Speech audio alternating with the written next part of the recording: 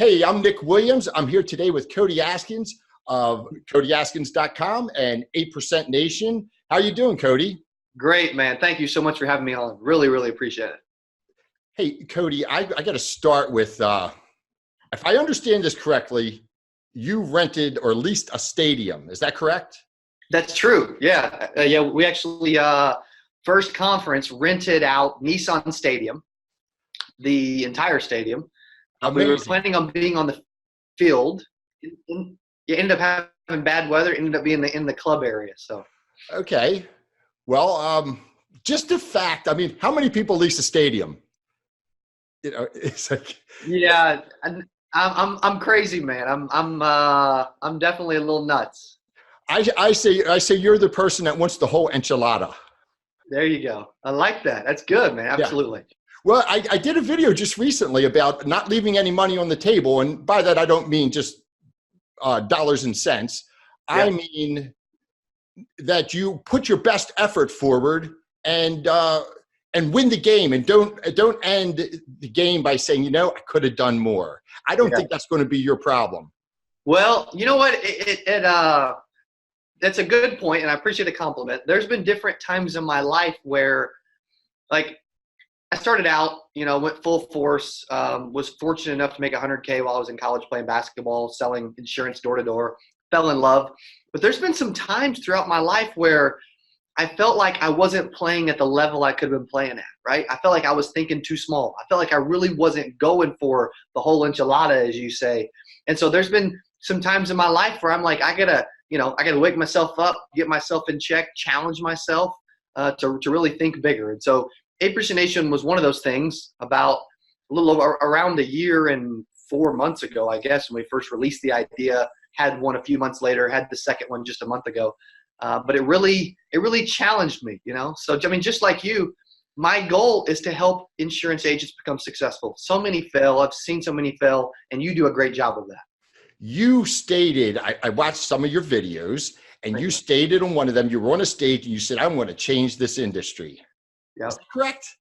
Yeah, that is correct, man. Well, one of my goals, I write it down because I'm a big goal guy. Anybody that watches my stuff, I'm a huge goal guy. I write down goals every day. And one of the goals I write down every single day is I want to help every insurance agent in the world, right? I'm 29. I'll be 30 next July.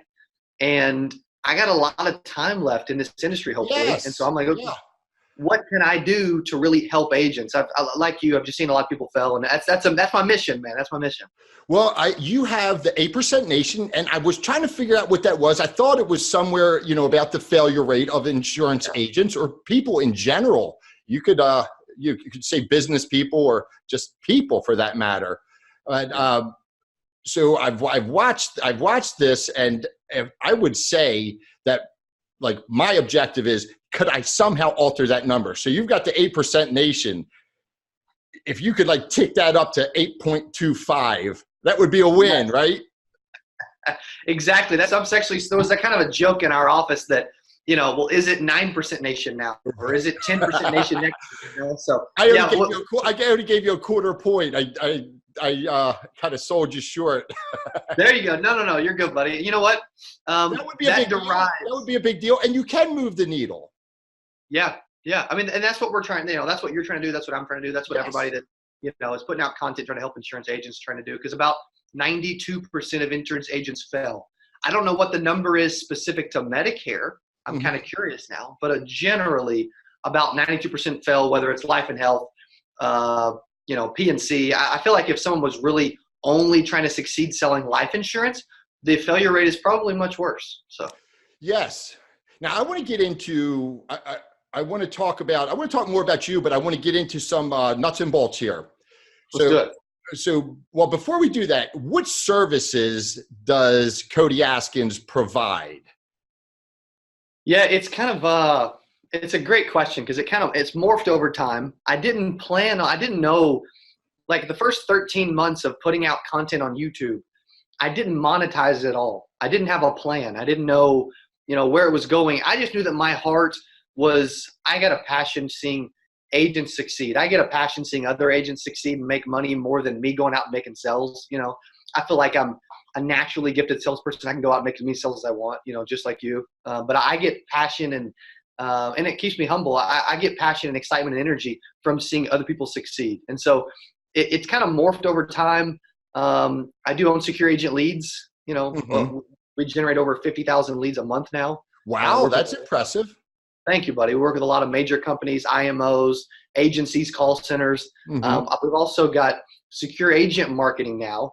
I have a partner, his name's Landon, and that's focused on a digital marketing agency where agents can get leads at cost plus a management fee. So it's like a digital agency. It's like we're partners. It's like we're an extension of your team. So we've got clients where we generate 2,000 leads a day for Medicare call centers, for example.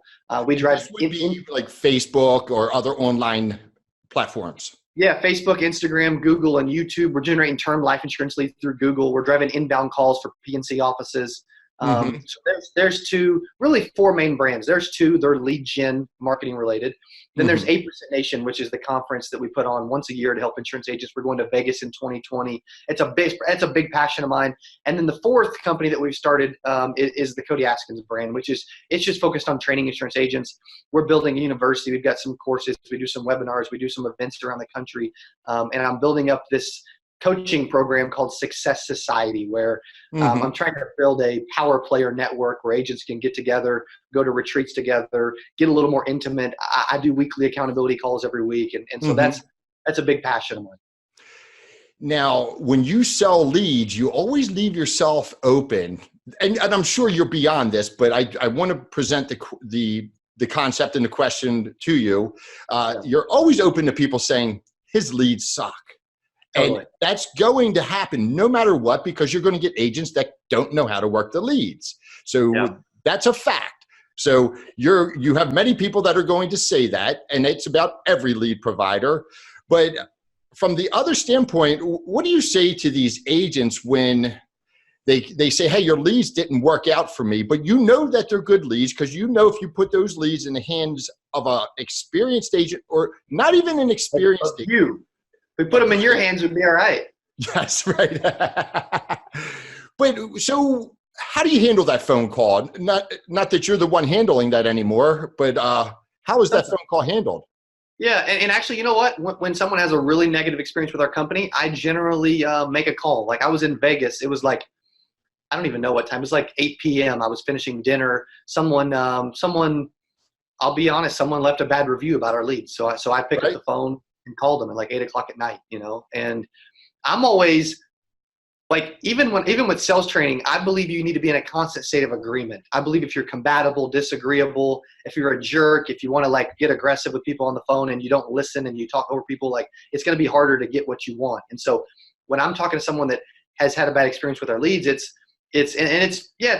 few and far between, but when you help 2,000 agents a month, you are going to get a poor experience every day. Like it's just people when the leads work out fine and people are busy working, when they don't work out, they're like, they got a bullhorn.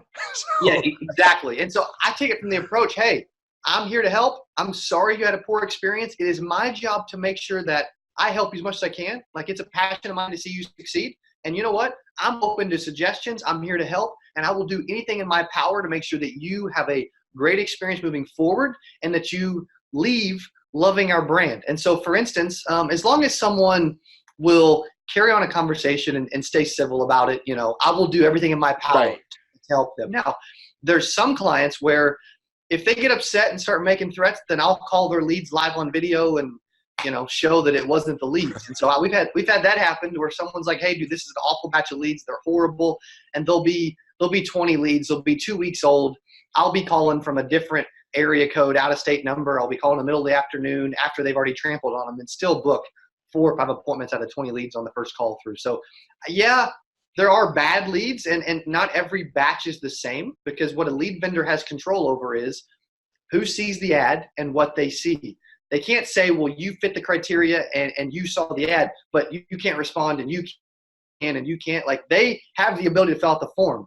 And so we preach to agents. The reason most agents have trouble with working leads and trouble with their phone skills, that's why we do a show called Phone Phenom now, is really for a couple reasons. They don't have a proven script or some tips. They don't know how to work leads. And I can give you an example of right calls and wrong calls if you want.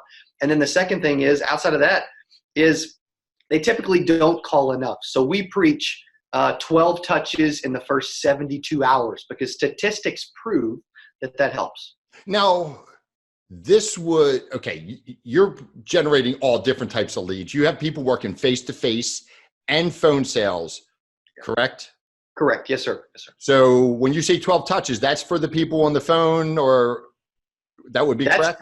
And I'm including texting, emailing, and even future door knocks. And so I prefer, for instance, I'll break it down. I like 3 calls the first day with a text and email. There's 5 contacts, day 1. Okay. Day 2, 2 calls, 1 text, 1 email. There's 4 more. So we're at 9. And then the last day, 1 call, 1 text, 1 email, total of 12 contacts. And the reason why 80% of sales are made between the 5th and 12th contact. So let's go 12. Okay. That satisfies that. Also, InsideSales.com and Harvard Business Review did a study, and they worked 100,000 unique internet leads over the course of 3 years. And they learned when they went 6 calls, they had a 90% chance of contact. Now, we're not going to get a 90% chance of contact nowadays with everything else that's going on. Right. But that's why we go 6 calls in 72 hours. And with digital leads, they're busier. They got a lot more going on. They're seeing 82 ads, so it's easier for them to forget. So I want to cram it all in the first 72 hours. And when they send back a direct mail card, that's why direct mail still works so well. They got up from their couch and freaking walked it to the mailbox. Now, is there such thing as the best type of lead? The only way that I don't really think so, because I'm from the school of thought that I can make money off of any batch of leads anyone ever gives me. And you probably believe the same thing. Now, there's batches that we like better than others, and every agent's different. But if someone wanted, we measure buyer intent on a scale of 1 to 10. Now, if someone wanted the best quality lead ever, then what we would do is we would hook them up with secure agent marketing. We would set them up a landing page. We would drive Google AdWords straight to a landing page with a custom video, custom text, a complete page, more information, a lead magnet, white paper, something for them to download, and a lead form. You don't get a better lead than that. We're generating long-term care insurance leads all over the country right now for a call center. And when they're going from Google searching long-term care insurance quotes to a landing page and filling out a form, it doesn't get better than that. Well, Cody, I want to talk more about leads because everybody wants to talk about leads. And I'll pose a question to you that I think is so relevant to this 8%, raising the bar or notching it up a little bit to maybe 9%, is that people focus more on their ability to sell and less on, I got to have the leads, and always living and dying by the leads. But maybe, do you think, I'll present the question this way. Do you think people put enough effort into learning their craft of sales in general? No, that's actually a really good point. Most people think that product knowledge and carrier knowledge is the most important part of what we do. And I'm not here to say that it's not important, because it's valuable. It's important. You need to know. You need to understand what you're talking about, know what you're doing. And I can tell someone like you is very educated on what they're doing. But at the same time, one thing that benefited me, I was 19, 20 years old in college, taking 21 credit hours a semester, playing basketball, tournaments, practices, games, all that. I was busy, right? I could have used the excuse I had no time. Well, I set a goal to make $100,000 my first year, and it was fortunate enough to make $117,361.13. And I was able to do that by actually working on my craft, as you say, right? I was listening to Brian Tracy's The Art of Closing the Sale in my car every day. And so I believe that there's certain things that are important. Phone skills are important, knowing your product, understanding the industry. But I do believe that building a relationship is important. I believe fact finding is important. I believe building the value, building the benefits, presenting 3 options, knowing how to ask for the business, knowing how to get referrals, knowing how to cool down. I believe all those are super important as well. And most people struggle with all those things, including objections. I teach a 3-step objection process that I can overcome almost any objection anytime. Now, I'm not going to get them all, but if someone says, hey, Cody, I'm not interested, right? I've got a response. But most agents, they think that the lead wasn't interested at all. That's because they're not a master of their craft and they're not constantly trying to improve. They don't realize that objection is just something that the person made up to not talk to you. They don't realize it ain't legit. Okay, Cody, you're very confident. That's 100% clear in all your work.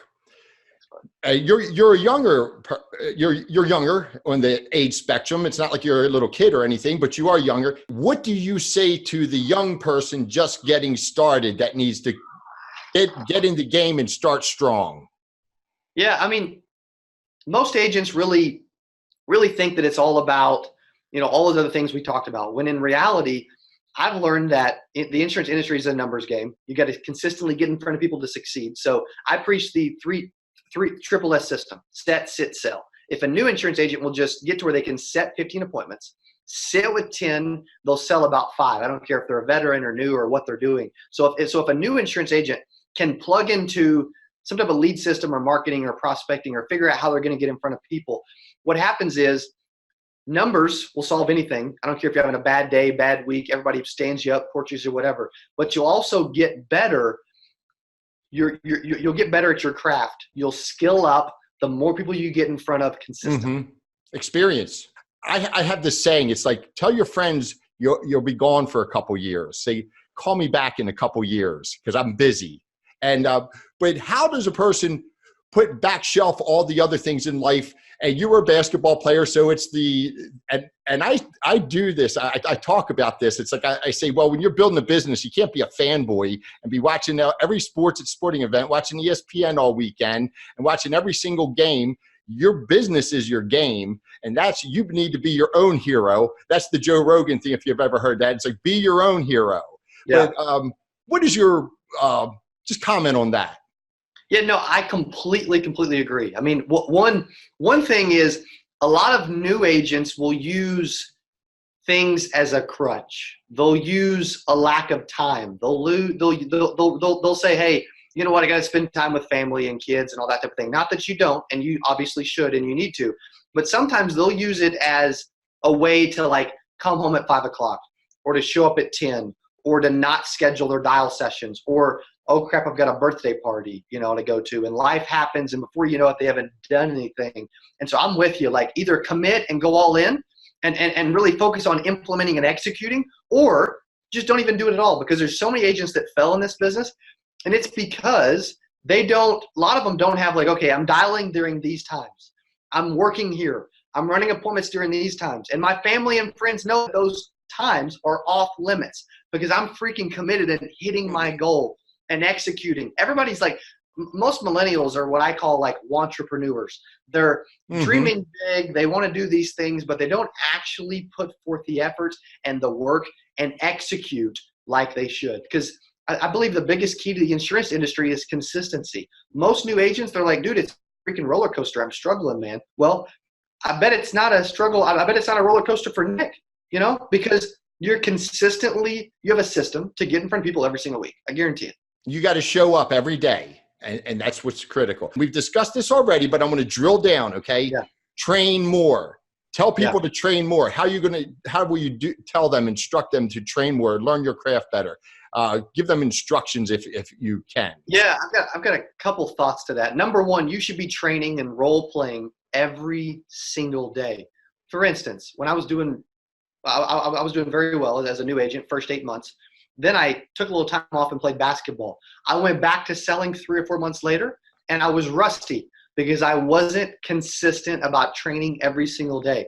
If you're not training every day, like you say, if you're rusty, if you're not doing the things you need to do, you will end up missing shots, missing sales that you should have had or that you would have normally had if you were training every single day. What do you say to the person who says, well, obviously, Cody, he was a basketball player. You played in college, correct? Yes, sir. Yes, sir. Okay. So what do you say to the person who says, well, this person is just a natural? And let me qualify that further, because people say that about me. Like, they'll actually tell me, like, I'm not like you, Nick.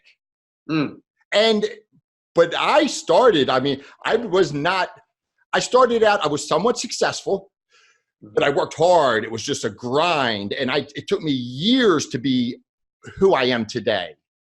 So your thoughts there? Yeah, most people, like for instance, if you're struggling with motivation, if you're struggling to get up, if you're struggling to get moving, and you need constant motivation from somebody all the time and videos and all this rah-rah stuff, it means that you either don't have a goal, or the goal you have is typically too small. Because if we set a goal that's too small, it won't challenge you.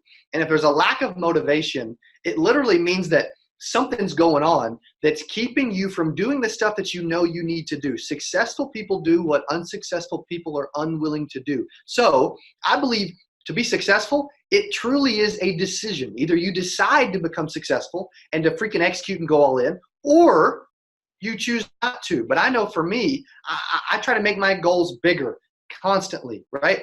Every new insurance agent says, I want to make $100,000 my first year, like I did, but they don't decide they're going to do it. They don't tell everyone in their life. They don't write it down every day. They don't lease a stadium. They don't lease a stadium. Yeah. Hey, I'm from Baltimore, so I'm kind of partial to Ray Lewis being the greatest middle linebacker of all time. Maybe with Lawrence Taylor, sharing that with Lawrence Taylor. I would have introduced you. You should have been there, man. Ray was awesome. Yeah. Well, you got Michael Irvin the second go round, correct? That's right. Yeah, but he's not in Ray Lewis's league. From my opinion, good catch, but he's no Ray Lewis. Yeah, Ray Lewis was unbelievable. Yeah, you saw he spoke at the first year, right? Well, yes, I did. But they called him, like, if you were familiar with the Baltimore, like followed the Ravens during those years, they called him the preacher, because he was just, he was a motivational guru. He really is. And he's a guy, now this is interesting. He's a guy that had a bad turn in his life when he was young, and he changed everything. And I want to kind of segue that to a lot of agents need to change everything. That's what I believe. It's your whole life this needs to be your Super Bowl. You need to be an Olympic athlete. You need to practice at that level. See, I'm going to be the champion. And people just miss that. They're like, this is my job and I got to catch the game tonight. So I got to cut out early to make sure I'm watching the game. I want to watch somebody else be the star. Exactly. Dude, this is what I'm trying to do for the insurance industry. It isn't a job. It's my work. It's my mission. It's my legacy. It comes through, Cody. It comes through. It really does. Thank you, man. Okay. Same to you. Appreciate that. Now, what were you thinking when because you basically emceed this event, correct? Well, actually, I almost emceed it. I was on stage. And I don't know at all, so please. You're good. Great question, buddy. I was on stage quite a bit, which challenged me because I'm not a public speaker now. Yes, I'm getting better at it because the more you do something, the better you get at it. It's kind of how it works. And most people don't want to get uncomfortable, right? I'm okay being uncomfortable, but I did the right thing of hiring an MC, and he ran the whole. His name's John Petz, unbelievable dude. He ran the whole event. He was awesome. Like, he made it so easy. But to get back to that though, real quick, most people, I heard it on a podcast yesterday. Ed Milet said that on Jordan Belfer's podcast, The Wolf's Den, most successful people put themselves in uncomfortable situations often. Mm-hmm. Most people don't want to put themselves in uncomfortable situations. Well, I've found when I put myself in an uncomfortable situation, like throwing 8% Nation, right? 20, I was like 27 or whatever I was, this young punk kid. Impressive. Yeah. Thank you, buddy. I mean, but I shouldn't have, to most people, I shouldn't have been doing it. You know what I mean? But I kind of rose above the noise and put myself in an uncomfortable position. And so I believe insurance agents should put themselves in an uncomfortable position. If it's uncomfortable for you to door knock, that's what you should do. If it's uncomfortable for you to make 200 calls in a day, then that's what you should do. Like, you should do things. A lot of people out there say, only do things you really enjoy. I've had to do things I didn't enjoy, and I don't regret doing any of it. Well, Cody, I want to get back to nuts and bolts, okay? Okay. What do you think the future of is for telemarketing? I see those lists. They're getting harder and harder to reach those people. But this is your business. So what are your thoughts on the future of telemarketing? Well, I think actual cold calling is only going to get tougher and tougher and tougher. It's tough now. It's literally tough now. Yeah.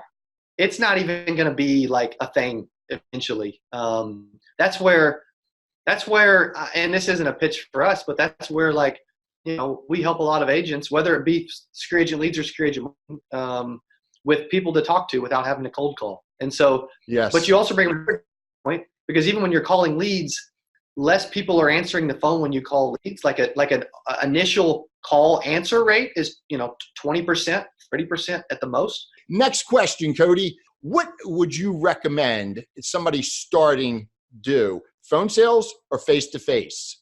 I think new agents should start and get good at face-to-face sales, unless you can plug yourself into an organization that's all they do, and you can learn from that's being all they do and actually get daily training on it. Otherwise, if 100 agents, like 92% fail total. If we give 100 brand new agents the ability to sell over the phone, I bet 99% would fail. Like, it is that much tougher. There's a lot more elements to it. You can't read the person like you can face-to-face when you're on the phone. You've got to listen. You can't talk over them. You've got to be able to build up value, build a relationship, come through with some trust over the phone. And so even though I prefer it, it's much more difficult, and new agents typically shouldn't start there. Yeah, I want you to agree with what I say, by the way. Totally. I'm just kidding with you. It is important to me that agents start off on the best, with the best likelihood of success. What are you seeing happening with, like, Facebook leads? That seems to be like, some people say, oh, it's the greatest thing, and some people say it's horrendous. Talk to me about Facebook leads. Yeah, there's a lot of different ways to run Facebook leads, and I've been doing it for several years now. What's funny is it's getting popular right as I'm like shifting and adding other stuff, so it's like, most people in our industry are always kind of late to the party for whatever reason. I think everything, especially marketing wise, is a big timing play. We're doing a lot on Google and YouTube when most people aren't. Facebook leads is it's a different type of lead. Obviously, it's not a direct mail lead, and it's totally different. The initial contact rate is going to be lower. They're going to be tougher to get a hold of. Now, there's other ways to help that. You could take them to a landing page and have them fill out some information, and actually, because if they click through an ad in Facebook, they're going to, and we actually show people how to build their own Facebook ads and stuff at 8% Nation live from stage, and which is pretty unique. But most people, like within a Facebook ad, if they're clicking through a Facebook ad and they instantly go to a lead form and not a landing page, Facebook is going to pre-populate their information that they have. And so it's really easy for them to click submit and sometimes submit the wrong information. And so it can be good. You just got to work them a little harder. There's a lot of veteran agents that are used to direct mail that just hate it. Yes. I think it's hard for the person that just says, I'm going to start making Facebook ads. Yeah. And it's also not easy. Yeah. Yes. Now, can you give me an example of a good funnel? And if you can briefly explain what that might be to the listeners or the watchers of the interview here. Yeah. So let's actually build one together. So you're thinking like, let's make it Medicare related, since you're the Medicare Millionaire.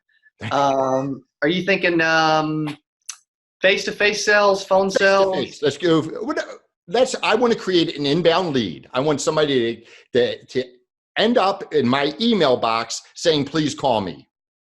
Okay, perfect. What about Medicare Advantage, Medicare Supplement, HIT? Well, let's do Medicare Advantage and make it simple then. Well, we can make it general Medicare, because even when you put out a Medicare Supplement ad that says exactly what a direct mail ad says, verbiage-wise, people, you know this, they don't know what they have. They may own an Advantage and respond to a supplement ad. Yes. And not really have interest in paying for a supplement, right? It's just part of the game. It's part of the nature of the beast. So if we're focusing on face-to-face sales, driving a lead to your email box, and doing it for general Medicare, there's two different ways right now that we're doing it that are working really well. And so one option would be, okay, we create a custom Facebook video for this agent.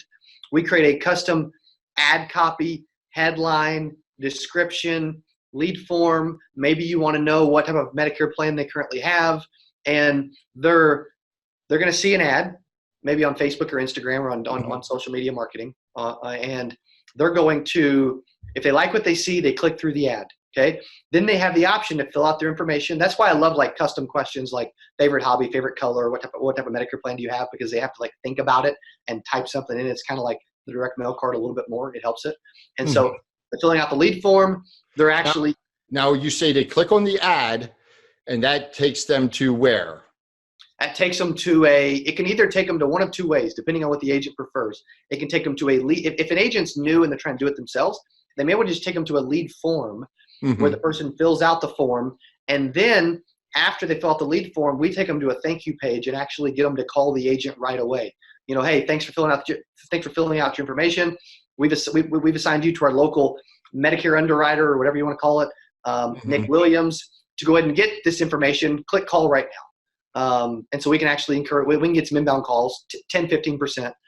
Or you could take them to a landing page, video, information, lead form, and do it that way and pixel the page so you know what's going on. That's one way. I've got another way too whenever you're ready.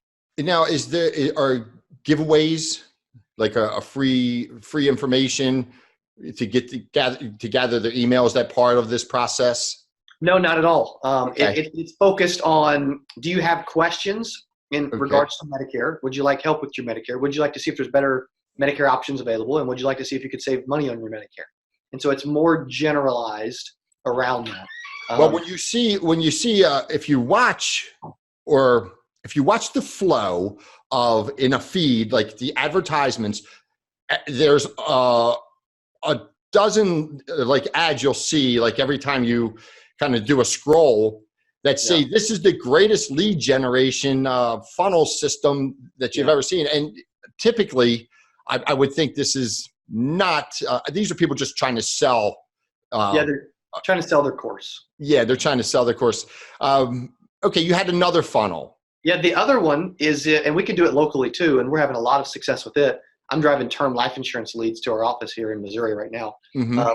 Is YouTube ads. So that's a secondary option where you're building a specialized YouTube commercial video. And our team, we pump out, I don't know, 15, 20 videos a week. So we're used to building ads and commercials and videos. We just built one earlier. And they're seeing an ad about, hey, what state do you live in? I'm in South Carolina. South Carolina. Okay, great. So attention residents of South Carolina, you may qualify to save money on your Medicare plan, as there are several Medicare options that can lower your costs and possibly put you in a better situation here in South Carolina. To get this information, go ahead and click learn more below. So that's just like a random ad. And that would play prior to a video. Yep. That would be something related to Medicare, correct? Exactly. We would target people 64 and a half plus. They would see the video, they'd click learn more, and then it would take them to a landing page where they would have another video. They could get more information. They would have some text, some frequently asked questions, some more information, etc. More information about the company, and then a lead form where they can actually get quotes and provide their name, address, city, state, zip, email, date of birth, whatever. And then that can immediately go direct to your email. Now, there's multiple platforms, and it's got to be confusing for an agent. People are saying YouTube or Facebook or Instagram. What platforms would you suggest that somebody participate in if they were going to have just a broad marketing thing just to create a presence? What would you say? Now, is this like I want to run some ads and I want to generate some leads immediately using money, or is this I want to generate long-term organic leads? Okay. This is a good question. And my question was not good. How does a person build that type of organic, is the word that I should use, organic reach? What would you say to that? And the first 3 months, they may get nothing. First 6 months, they may get nothing. We've been doing YouTube for 3 years and 9 months now, So there's three things. Number one, they need a website. right? You gotta have a website. You gotta have somewhere where people can legitimize you. You're legit. They can find you. They can read more information. Okay, website is a good start. Would a quality landing page suffice? Oh yeah. Okay. Okay. Well, yes and no. As long as you could, and yes, if it was a WordPress landing page, yes, because then you could add a blog on the back end that maybe they couldn't get to, and it wasn't. Maybe they could from the landing page, but maybe it's not like super public, but it still exists because you need a website, and then you need to be putting out multiple videos per week. And some say, well, one's enough. I don't think it's enough anymore. I'm thinking a minimum of 2 videos a week related to Medicare. Here's the top 3 reasons why you should shop your Medicare plan every year, for an example. Well, that title is instantly a blog on your website and a YouTube video, so that a year from now, you've got 100 blogs on your website because you've been doing 2 titles a week, and you've got 100 videos on your YouTube channel. And then you'll look back and be super glad you did because of that organic reach. And Facebook's good for like adding something to an audience, but Facebook and Instagram aren't good at, I want to be found organically, right? Because people search on Google, number 1, and the second biggest search engine in the world is YouTube, which is owned by Google. And also some of those YouTube videos show up on the first page of Google now. So that's where Google, that's where a blog and YouTube. In your arena, do you see YouTube as the primary platform? Yeah, totally. We're approaching 10,000 subscribers for insurance agents. We put out at least 2 videos a day. We have several live shows in here every week. We get about 200 agents, 200 to 300 agents every single week reaching out, wanting more information or help because of all the work that we've did over the last 3 years and 9 months.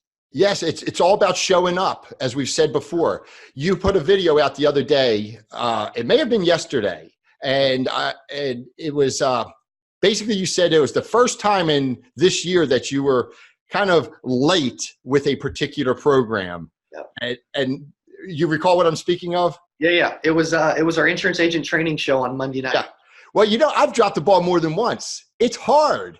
Yeah. I have a consumer. It's just something I was toying around with, and I had a program called Medicare and Coffee, and I would get up in the morning and I would from the waist up, I'd get myself together and have a cup of coffee, and I'd sit down and I'd turn on the YouTube live or Facebook live and just talk for about 20 to 30 to 40 minutes. And I'd read the news for seniors. So it was Medicare Pro TV for seniors. And I tell you what, I was doing it every morning. I got about 15 of them done, and they're there on YouTube.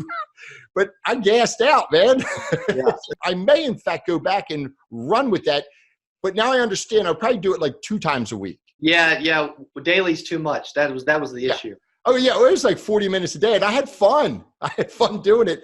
But then, you have to pace yourself. You have to set a schedule that's realistic, and but you have to be consistent. And again, you can be a role model for people with this consistency thing. You show up. And that's impressive. We're going to get close to, we're going to wrap this up here. But before we do so, I got a couple questions. I keep going back to this 8% Nation, this stadium, because that's a big deal, man. That should be an example for people that say, wow, this person bit off it was a big slice of pie you were going to eat there, right? So other people, agents, they just need to commit to going out and selling every day. Mm-hmm. But what was that like when you had, you're there, you got Ray Lewis there. What were you feeling when all that stuff was going on? I was, 2 things. I was, and this is, I'm going to tie this back into agents a little bit too, because the first thing was, I was like, okay, this is really cool that we pulled this off. Okay.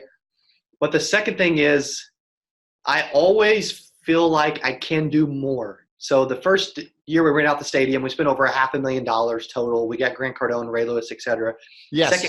Second year, just several weeks ago, we rented out an entire 5-star hotel in downtown Dallas. Michael Irvin was a speaker. Went well, conference grew, but I felt like I could do a lot more. So now, for me, we're looking at going to Las Vegas.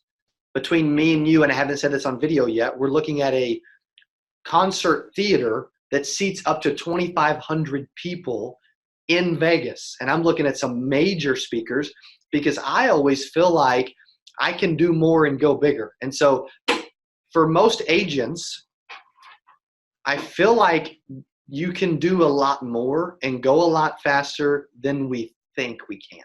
I really believe.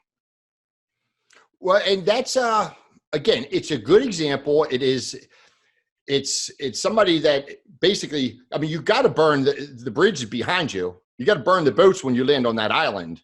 I mean, without a doubt. I mean, and that's what agents need to do. And I see agents starting in this business, and they're kind of sort of part-time. I talked to an agent today. She's talking about starting part-time. There's no reason why she shouldn't do it, but that's a lot harder than somebody that's just 100% in, burning the boats behind them. You know, they land on the shore, burn the boats, and they got to conquer this new land that they're in. But your comments there.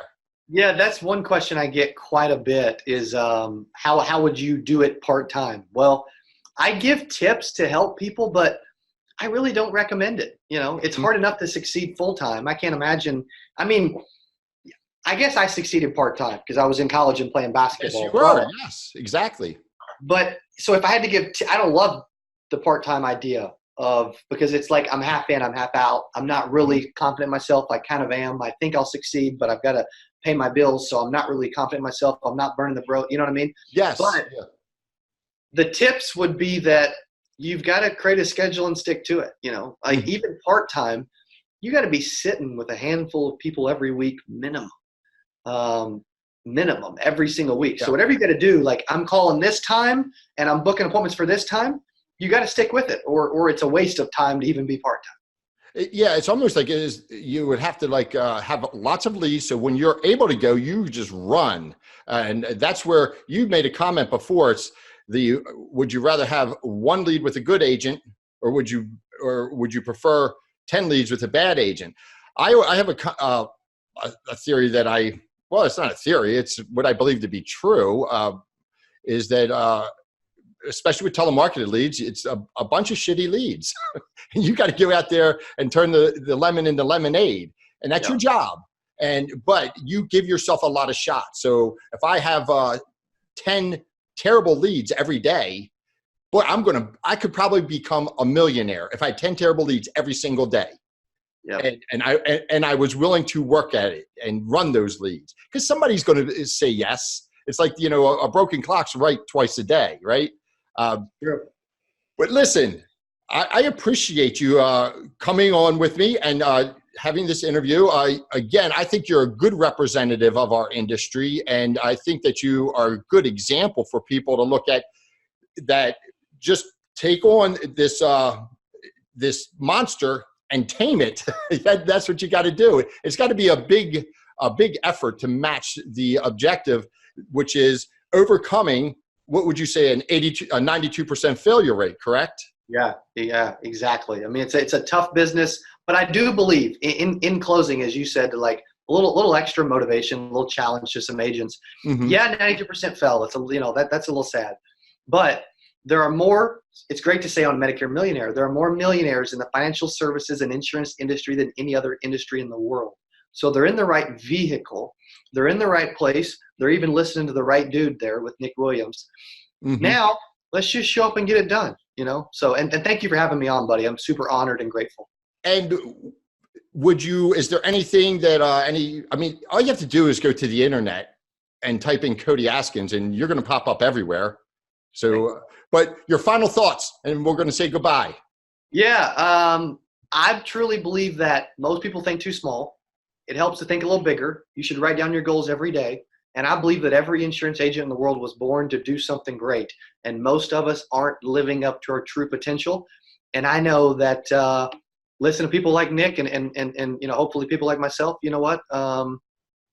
You can get there. Okay. Well, Cody, thank you for showing up today. And we appreciate you, man. Have a good one. You too. Thank you, buddy.